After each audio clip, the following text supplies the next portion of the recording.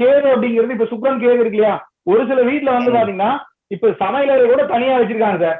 வீடு எல்லாமே ஒரு பக்கம் கட்டி வச்சிருக்காங்க, சமையலறை வந்து பக்கத்துல இடத்துல போய் சமைச்சிட்டு வர்ற மாதிரி கூட இருக்கு ஒரு சில அமைப்புகள் நான் பாத்துருக்கேன். அதாவது சமையலறை கூட வந்து சின்ன அறை இருக்கு சார், அங்க வந்து ஆரம்பத்துல வந்து பாத்தீங்கன்னா இருந்திருப்பாங்க, இதுக்கப்புறம் ஒரு நல்ல ஒரு வீடா வந்து கட்டி வச்சிருப்பாங்க. இங்க போகும்போது வந்து பாத்தீங்கன்னா சமையலறை வந்து இந்த பழைய வீட்டுல வந்து புது வீட்டுல வந்து கட்ட மாட்டாங்க, அங்கதான் இருக்குல்ல அப்படிங்கிற மாதிரி இருக்கும்.